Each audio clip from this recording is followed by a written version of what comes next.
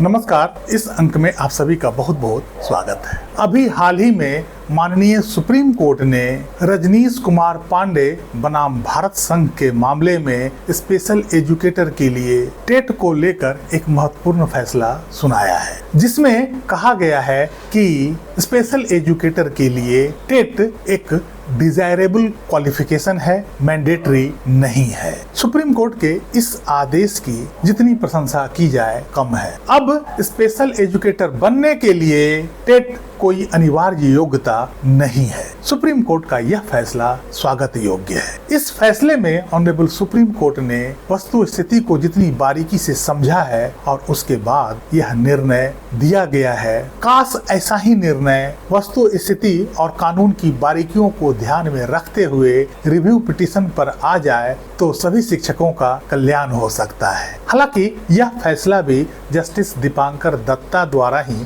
दिया गया है और इस फैसले में उन्होंने अपनी भरपूर बुद्धिमत्ता का प्रयोग किया है। राज्य सरकार और केंद्र सरकार ने तो कोर्ट को कंफ्यूज करने का कोई कसर नहीं छोड़ा था। उत्तर प्रदेश सरकार ने तो अपने हलफनामे में कह दिया था कि सभी स्पेशल एजुकेटर के लिए टेट अनिवार्य योग्यता है। वहीं केंद्र सरकार इससे भी एक कदम आगे बढ़ते हुए यह कहा कि न केवल क्लास 1 से 8 तक के बल्कि क्लास 9 से 12 तक के बच्चों को पढ़ाने वाले स्पेशल एजुकेटर के लिए भी टेट अनिवार्य योग्यता है। यदि सुप्रीम कोर्ट सरकार के इन बयानों को सही ठहराते हुए उसके अनुसार आदेश जारी कर देती तो आज सभी स्पेशल एजुकेटरों के लिए टेट अनिवार्य योग्यता के श्रेणी में आ जाता और सभी स्पेशल एजुकेटर के लिए एक नई मुसीबत खड़ी हो जाती। जैसे आज देश के 25 लाख शिक्षकों के ऊपर यह मुसीबत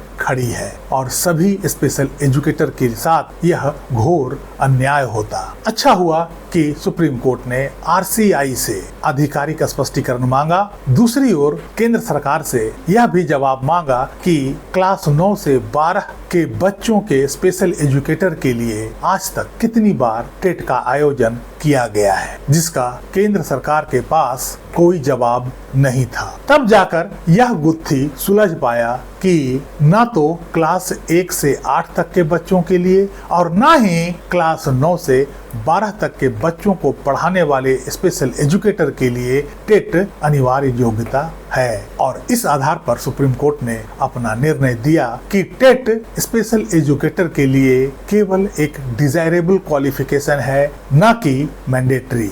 इसका सीधा अर्थ है कि सरकार के विभिन्न विभागों में समन्वय का बड़ा अभाव है। समझ नहीं आ रहा है कि आखिर देश की व्यवस्था चल कैसे रही है। इस व्यवस्था में सरकार केवल ऊंची ऊंची बातें करती है, शिक्षा व्यवस्था को नई ऊंचाइयों तक पहुंचाने की बात करती है, सभी बच्चों को गुणवत्तापूर्ण शिक्षा देने की बात करती है, लेकिन जब व्यवस्था के हकीकत को देखने का प्रयास करते हैं तो सरकार की ये सारी बातें मिथ्या साबित होती है। एक शिक्षक जो सरकार की गलत नीतियों के कारण हमेशा इस डर के साए में जी रहा है कि कभी भी उनकी नौकरी छीनी जा सकती है, उसे अपनी नौकरी बचाने के लिए लंबा संघर्ष करना पड़ रहा है। ऐसे में इसका सीधा असर शिक्षकों के कार्य कुशलता और बच्चों की शिक्षा पर पड़ना स्वाभाविक है। आज देश के 25 लाख शिक्षकों के सामने ऐसी समस्या उत्पन्न हो गई है कि या वो अपनी नौकरी बचाने के लिए टेट की तैयारी करे या देश में चल रहे जनगणना कार्यों में सरकार का साथ दे या जिन राज्यों में चुनाव आयोग का SIR का प्रक्रिया चल रहा है उसे पूरा करे या फिर स्कूल में बच्चों को पढ़ाए। ऐसी स्थिति में शिक्षक कहीं भी अपना ध्यान केंद्रित करने में असमर्थ महसूस कर रहे हैं। सुप्रीम कोर्ट द्वारा स्पेशल एजुकेटर के लिए जो निर्णय दिया गया है, आखिर उस निर्णय का लाभ किन किन शिक्षकों को मिलने की संभावना हो सकती है, आज हम इसे समझने का प्रयास करते हैं। स्पेशल एजुकेटर वैसे शिक्षक होते हैं जो स्पेशली एबल्ड बच्चों को पढ़ाने के लिए नियुक्त किए जाते हैं। उनको पढ़ाने के लिए उनके पास स्पेशल क्वालिफिकेशन होता है, उसमें वो निपुण होते हैं, दक्ष होते हैं। स्कूलों में उसी तरह के बच्चों को पढ़ाने के लिए उनकी नियुक्ति की जाती है। यह एक स्पेशल एजुकेशन है जो सामान्य शिक्षा से अलग है और इसी कारण से इनकी योग्यता मापने का टेट कोई वैलिड मापदंड नहीं है। इस आधार पर यदि हम देखें तो एक स्पोर्ट्स के शिक्षक के लिए, एक म्यूजिक के शिक्षक के लिए, एक आर्ट एंड क्राफ्ट के शिक्षक के लिए क्या टेट कोई वैलिड मापदंड है? उनकी योग्यता को क्या टेट की परीक्षा द्वारा मापा जा सकता है? आखिर इन शिक्षकों के लिए टेट की क्या आवश्यकता है?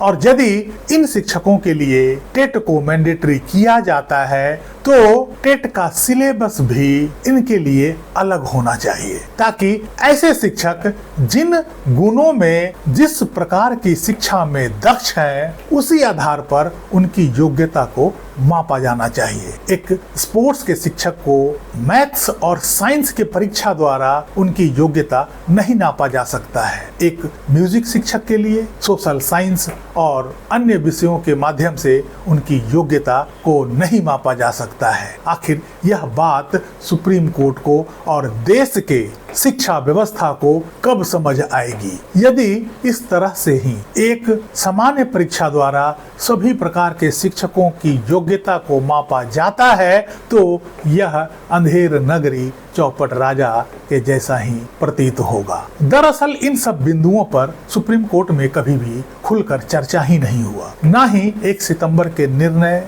देने से पहले इस पर खुलकर बहस हुआ और ना ही रिव्यू पिटीशन की सुनवाई में इतना समय दिया गया कि इन सब मुद्दों को विस्तार से उठाया जा सके। कोर्ट में बार बार यह जताया गया कि यह एक रिव्यू पिटीशन है, इसमें मुख्य पिटीशन की तरह बहस का मौका नहीं दिया जा सकता है। मानता हूं कि यह एक रिव्यू पिटीशन है और इसमें लिमिटेड बहस की संभावना होती है, लेकिन प्रश्न यह है कि जब मुख्य पिटीशन में शिक्षकों को अपना पक्ष रखने के लिए उचित अवसर नहीं दिया गया, बल्कि बिल्कुल ही अवसर नहीं दिया गया, ऐसे में रिव्यू पिटीशन में ही उन्हें अपना पक्ष विस्तार से रखने का अवसर अवश्य मिलना चाहिए था। कुल मिलाकर बात न्याय का है, प्रक्रिया का नहीं। न्याय तक पहुंचना अदालत का लक्ष्य होता है, प्रक्रिया न्याय से बढ़कर नहीं हो सकता है। इसलिए यदि रिव्यू पिटीशन में यह प्रक्रिया है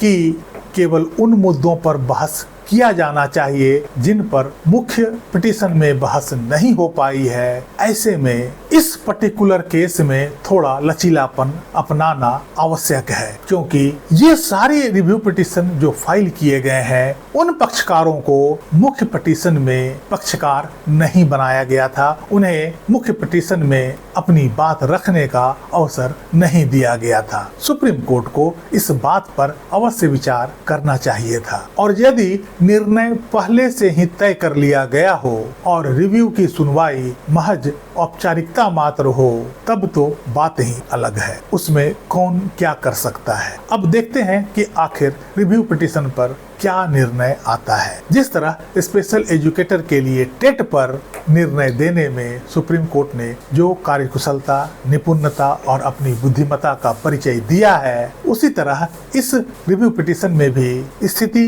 की बारीकियों को समझते हुए, कानून की बारीकियों को समझते हुए यदि इस पर निर्णय दिया जाता है तो निश्चित रूप से सभी शिक्षकों को इससे राहत मिल सकती है। और यदि सभी शिक्षकों को इस निर्णय से न्याय मिल जाता है तो संघर्ष का यही विराम हो जाएगा, अदरवाइज यह संघर्ष और लंबा चल सकता है जब तक कि सभी शिक्षकों को न्याय नहीं मिल जाता है। इस अंक में यही तक। कैसी लगी जानकारी कमेंट करके जरूर बताइएगा। वीडियो को लाइक कीजिएगा, चैनल को सब्सक्राइब कीजिएगा। मिलते हैं अगले अंक में, तब तक के लिए जय हिंद, वंदे मातरम।